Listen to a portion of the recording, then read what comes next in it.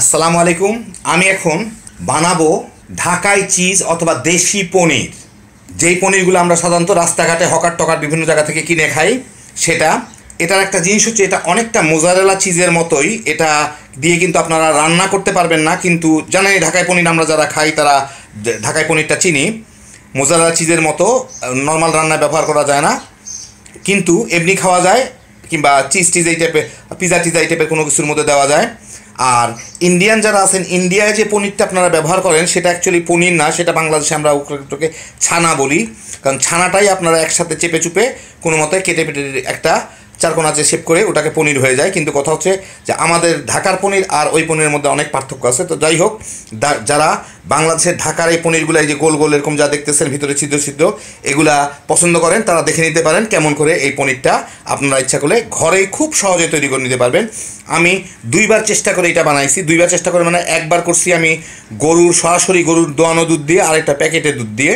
তো দুইটাই আপনাদের আমি দেখাবো। একটু লম্বা ভিডিও হবে হয়তো, কিছু করার নাই, আমার ডিটেলস আপনাদের জানতে হবে। কারণ এটা তৈরি করা যতখানি সহজ এটা জানলে, কিন্তু যদি একটা ভুল করেন তাহলে হয়তো এটা গড়বড় হয়ে যাবে। তো সেই জন্য যারা জানতে চান, দেখতে চান, একটু ধৈর্য সহকারে পুরো ভিডিওটা দেখেন। তো সময় কমানোর জন্য এইখানে আমি আপনাদের প্যাকেটের দুধ দিয়ে যে তৈরি করছি সেটা দেখাচ্ছি, আর খাঁটি গরুর দুধ দিয়ে মানে গরুর দুধটা দিয়ে যেটা আমি তৈরি করছিলাম একই প্রসেস। শুধু একটা জিনিস হয় যে প্যাকেটের দুধটা দেখবেন যে একটু কম জমাট বাঁধে, মানে জমাট বাঁধাটা একটু নরম হয়, আর গরুর দুধ দিয়ে আমি যেটা করছিলাম সেটা জমাট বাঁধাটা শক্ত হয়। তো প্যাকেটের দুধটা আপনার পানি ঝরাইতে একটু সময় লাগে এবং কষ্ট বেশি লাগে, যেই কারণে আমি এখানে ব্যবহার করছি হচ্ছে আপনার মশারির কাপড়। আর যেটা গরুর দুধ দিয়ে করছি সেটা খুব জমাটটা একটু শক্ত রকম বাঁধে, যে কোনো ধরনের চালনি দিয়েই ওটার পানি ছেঁকে ফেলা যায়, ওটা অত ঝামেলা হয় না। তো যাই হোক, আপনাদের আমি সময় বাঁচানোর জন্য, কিন্তু বাকি প্রসেসটা একইভাবে রাখা, একইভাবে চেপে চেপে ঢুকানো, সব কিছুই একই। তো আপনাদের আমি প্যাকেটের দুধেরটাই দেখায় শেষ করি। আর গরুর দুধ দিয়ে, নর্মাল গরুর দুধের যারা বানাবেন কাঁচা দুধ দিয়ে, এবং দুধটা কিন্তু কাঁচা হইতে হবে, এবং বাংলাদেশের আবহাওয়ায় রুম টেম্পারেচারে থাকতে হবে। ঘরের মধ্যে যতটুকু, যে ফ্রিজ থেকে বের করে রেখে দিবেন, ঘরের টেম্পারেচার যখন আসবে যখন দুধটা যাতে ঠান্ডা না হয় কিংবা গরম না হয়, দুইটার কোনোটাই হইতে পারবে না দুধটা। আসেন দেখি শুরু করা যাক। তো এই চিজ বানাইতে আপনাদের লাগবে হচ্ছে রেনেট। তো হালাল হিসাবে ভেজিটেবল রেনেটটা আমি ব্যবহার করতেছি। এটা বাংলাদেশে পাওয়া যায়, দেখেন প্যাকেটটা। এটা পাওয়া যায় হচ্ছে অনলাইনে kikinben.com-এ। কি কিনবেন একদম খুব সিম্পল, KINBEN একসাথে kikinben.com, ওখান থেকে আপনারা অর্ডার করে নিতে পারেন। এটা বোধহয় 450-425 টাকা। এটা আমি কিনছিলাম, এটা আমার অগস্টের 2019 সালে এক্সপায়ার করে গেছে। তো এক্সপায়ার করলেও আমি কোনো কেয়ার করি না, কারণ আমার একটা প্রবলেম হচ্ছে আমি লিখতে পারি কিন্তু পড়তে পারি না, সেই জন্য কী লেখা ছিল পড়তে পারলাম না। তো সেই জন্য আমি যতক্ষণ ভালো থাকে ততক্ষণ ব্যবহার করতে থাকি, কারণ এর গায়ে এত কিছু পড়তেও পারি না, খামাখা পড়েও দরকার নাই। তো যাই হোক, আমি এটা দিয়ে বানাবো। আর আপনাদের লাগবে দুধ, অল্প একটু লবণ, আর কিছু না। আর বিদেশে যারা থাকেন তারা যে কোনো দোকানে, আপনারা মানে বড় বড় ডিপার্টমেন্টাল স্টোরে সাধারণত জিজ্ঞেস করবেন রেনেট কোথায় পাওয়া যায়, ওখানে ভেজিটেবল রেনেট পাওয়া যায়। আমার এটা লিকুইড, আপনারা ইচ্ছা করলে ওখান থেকে ট্যাবলেটও কিনে নিতে পারেন। আর কতটুকু দুধে কতটুকু দিতে হবে রেনেটের গায়েই লেখা আছে, ওই অনুযায়ী ফলো করলেই হয়ে যাবে। আর বাংলাদেশে ব্যবহার করে এটা টক পানি। টক পানিটা নাকি তারা তৈরি করে মাওয়া দুধের সাথে 12-14 ঘন্টা ভিজায় রাখলে।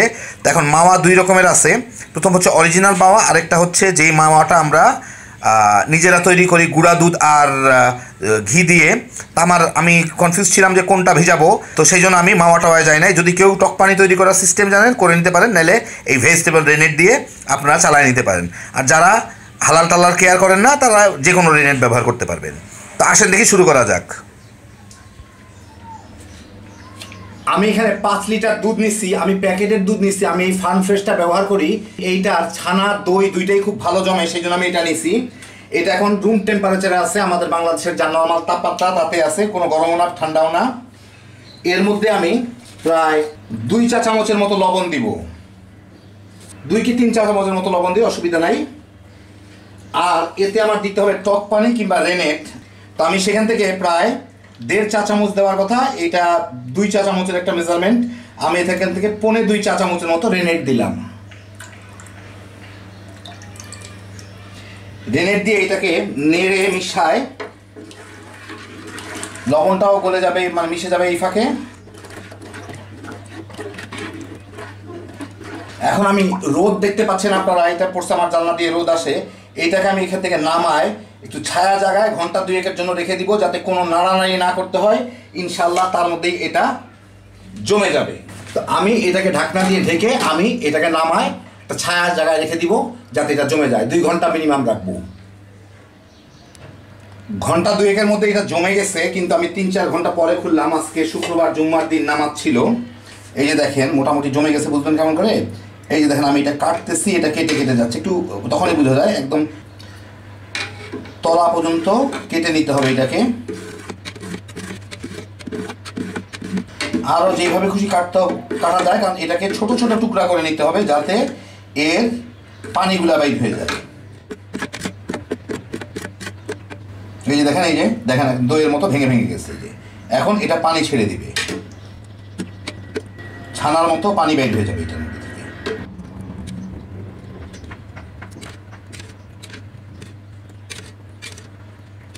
এই ভেঙে দিলাম, একটু পরে এটা সব পানিটুকু আলাদা হয়ে যাবে। আমি এখানে একটা গামলার উপরে মশারির কাপড় 5-6 ভাঁজ করে নিচ্ছি। এই দেখেন 5-6 ভাঁজ করে নিচ্ছি এটাকে। এর মধ্যে আমি এইগুলাকে উঠায় দিব, যাতে পানিটা ড্রেন হয়ে যাইতে পারে, যেমন করে আমরা ছানার পানি ছাকি। এই যে দিলাম, আমি এখন ঢাকনাটা দিয়ে দেখাই আপনাদেরকে। এই যে দেখেন নিচে পানিগুলা পড়ে যাচ্ছে, সবুজ পানি।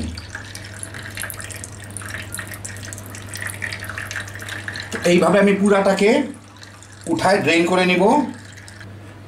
এইটাকে কোনো একটা জায়গায় আমি বেঁধে ঝুলায় রাখবো, যাতে পানিটা ড্রেন হয়ে চলে যায়। ছানার পানি আমরা ঠিক যেভাবে উঠায় নেই।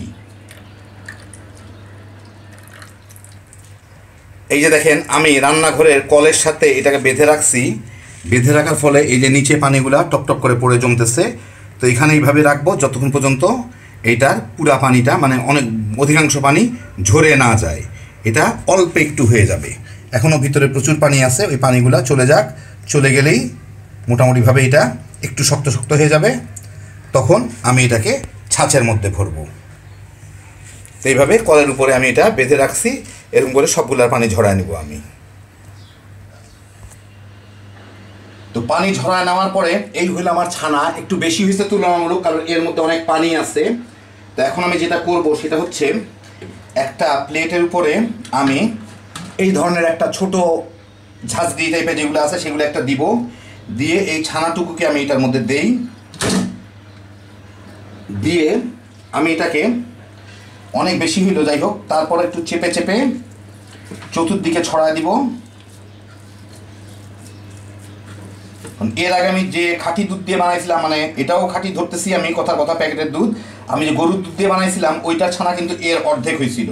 কিন্তু এইটার মধ্যে অনেক পানি আছে, ছানাটা অত শক্ত ছিল না আর কি। যাই হোক, যদি এটাকে ছানা বলি আর কি। তো এটাকে আমি চেপে চেপে দিয়ে দিলাম। এই যে দেখেন, চেপে চেপে দিলেও নিচে 2-1 ফোঁটা করে পানি পড়বে। এটা অনেকক্ষণ ধরেই পানি পড়তে থাকবে। আচ্ছা, দিয়ে এখন এইটার উপরে কিছু একটা দিয়ে ঢাকা দিয়ে আমি রেখে দিব। আরেকটা জিনিস হচ্ছে, এইটা কিন্তু খুব পিঁপড়া অ্যাট্রাক্ট করে। তো সেই জন্য আমি যে প্লেটটার উপরে দিয়ে রাখলাম, প্লেটটার উপরে রাখছি ভালো কথা। এখন এই প্লেটটার মধ্যে আমি দেখাচ্ছি আপনাদেরকে, একটু পানি দিব। পানি দিয়ে এরকম একটা কৌটা মোটা কিছু একটা দিয়ে তার উপরে আমি এটাকে রেখে দিব, যাতে পিঁপড়া না ধরে। এটা কিন্তু পিঁপড়া অ্যাট্রাক্ট করে।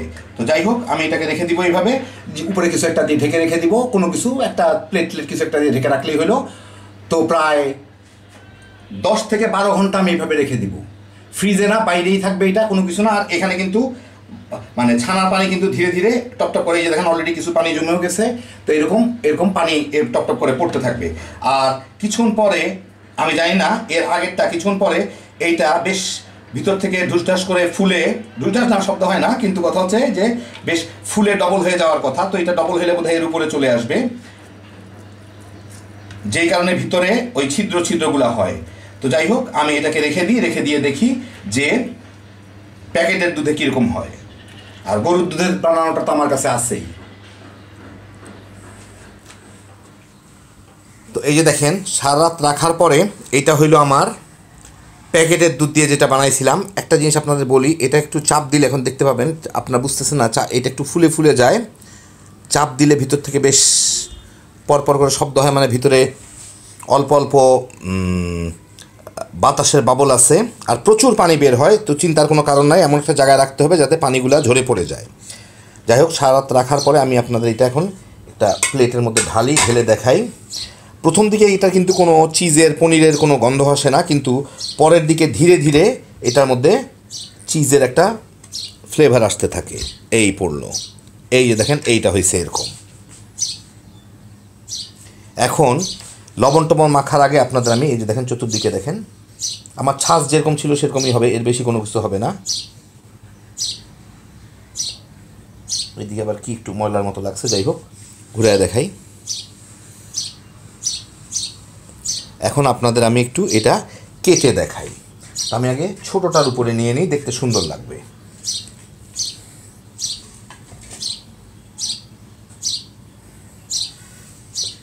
ছোট একটা পিচের উপর নিয়ে নিলাম।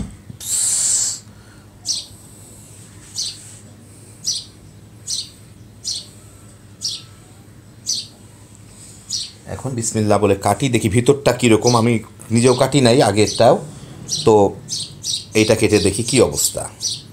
এটার জন্যই আমি একটু টেনশনে ছিলাম যে ইয়েরটা দিয়ে হয় নাকি, মানে গরুর দুধ। আমি এর আগে যেটা নিয়েছিলাম সেটা ছিল আপনার পিওর গরুর দুধ, পিওর মানে দুইটাই পিওর, কিন্তু ওইটা ছিল আপনার একদম গরুর থেকে দোয়ানো আর কি। আর এইটা হচ্ছে প্যাকেটেরটা।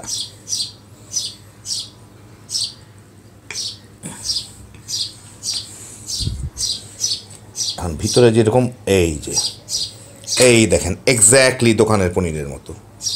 বুঝতে পারতেছেন কিনা জানি না, দেখেন আপনারা, দোকানের চিজ আমরা ঠিক যেভাবে কিনি ঠিক সেইভাবে ভিতরে ছোট ছোট এই আমি একটু খেয়ে দেখি, একদম দোকানের পনিরের মতো, একদম দোকানের, কোনো 19-20 নাই, দেখতেই পারতেছেন। এখন আমি আপনাদেরকে এর আগে আমি গরুর দুধ দিয়ে, মানে খাঁটি গরুর দুধ দিয়ে যেটা বানাইছিলাম সেটার থেকে সংরক্ষণ পদ্ধতিতে দেখাই দিচ্ছি। ওটার থেকে দেখে নেন, তাহলে নতুন আমার আর ভিডিও করার দরকার হবে না। ওখান থেকে আমি কেটে আপনাদের দেখা দিচ্ছি কি করে আপনারা এটা রাখবেন। এখন ওরা যেটা করে সেটা হচ্ছে এটাকে ফুটা করে ভিতরে 3 জায়গায়। আচ্ছা, এর আগে একটা জিনিস দেখা দিই, এটা কিন্তু এখন যথেষ্ট নরম, কারণ ভিতরে প্রচুর বাতাসের বাবল আছে। দেখতেই পাচ্ছেন, আমি চাপ দিলে বুঝতে পারতেছেন এটা নরম, বোধহয় পরে শক্ত হয়ে যাবে। যাই হোক, এটা ভিতরে ওরা 3 জায়গায়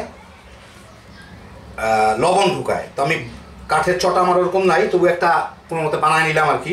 এখন এটা দিয়ে একটু ফুটা করে ভিতরে আমার লবণ দিতে হবে, একটু ফুটা করে নিই, তারপর লবণগুলা ঘষে ঘষে, এই যে বেশ রবারি হয়ে গেছে কিন্তু জিনিসটা খুবই সুন্দর। আমি দেশি মোটা লবণ ব্যবহার করি, তো আমি সেইটাই দিব, কোনো কেমিক্যাল ছাড়া, যেটাকে সাধারণত গরুর লবণ বলে।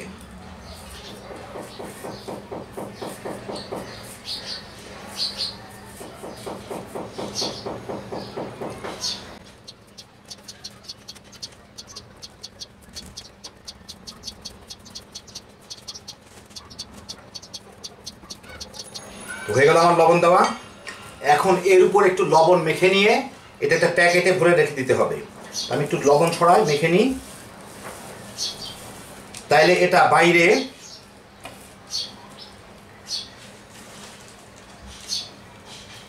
8-10 দিন 10-15 দিন থাকবে। আর ফ্রিজের ভিতরে রাখলে তো কোনো কথাই নাই। তো আমি একটু লবণ ভালো মতো মেখে নিই, ভিজা ভিজা আছে, লবণটা চতুর্দিকে গলে লেগে যাবে।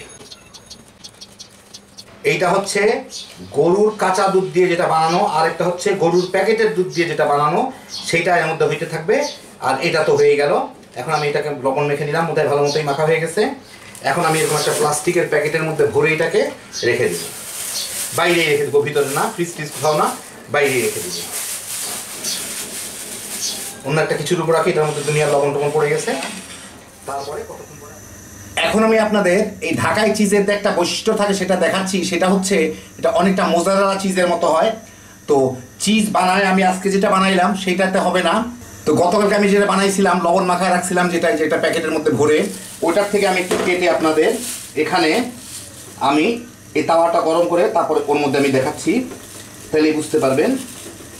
একটু মোটা হয়ে গেল বোধহয়, যাই হোক আর বেশি পুড়ে না যায়, এর মধ্যে দিই। দিলে দেখবেন একটু পরে এটা গলে মোজারেলা চিজের মতো হয়ে যাবে।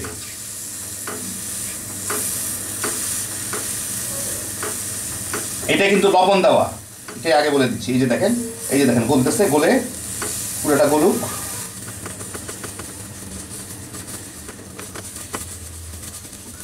দেখেন এখন এই যে দেখেন মোজারেলা চিজের মতো পুড়ে গেল কিছুটা। আচ্ছা, পুড়লেও কোনো ক্ষতি নেই, আমি উল্টা দিকটা দেখাচ্ছি আপনাদেরকে। এই যে দেখেন এর থেকে উঠানি।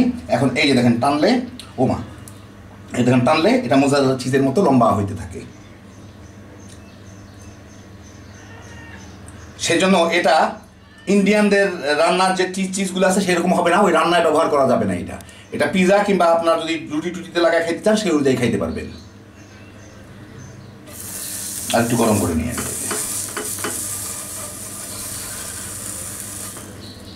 এই দেখেন টানলে এটা মোজারেলার মতো লম্বা হইতে থাকবে। তো এইটা আমার বাড়িতে খরচ গেল প্রায় 350 টাকার মতো রেনেট সহ। আমার রেনেটটা এক্সপায়ার করার পরও প্রায় 7-8 মাস পরে আমি এটা ব্যবহার করলাম, কারণ আমি এক্সপায়ার করা জিনিসপত্র ব্যবহার করি, আমার কাছে তেমন কোনো কিছু আসে যায় না, কিন্তু কাজ ঠিকই করে। তো দেখেন আপনারা ইচ্ছা করলে এখন বাসায় একই পদ্ধতিতে বানায় ফেলতে পারবেন আমাদের বিখ্যাত ঢাকাই চিজ। একবার বানায় দেখেন, তাইলেই বুঝবেন কত সুন্দর জিনিসটা। আপনারা টেক্সচারটা দেখলেন, সবই দেখলেন। এর আগেরটাও আমি দেখাইলাম, যেটা গরুর দুধ দিয়ে, মানে খাঁটি গরুর দুধ দিয়ে তৈরি, আর এটা হচ্ছে প্যাকেটের দুধটা দিয়ে তৈরি। এই দুধটাই আমি ব্যবহার করি, ভেজাল হইলেও ভালো ভেজাল দিচ্ছে আর কি। তো দেখেন কত সহজে তৈরি করে ফেলা যায়। এখন আপনারা খালি বানাইবেন আর তামা করে খাইতে পারবেন। বিশেষ করে বিদেশে যারা আছেন আপনারা হোল মিল্ক নেন, ওখানে রেনেটের ট্যাবলেট কিনতে পাওয়া যায়, ভেজিটেরিয়ান রেনেট, সেটা কিনে নেন।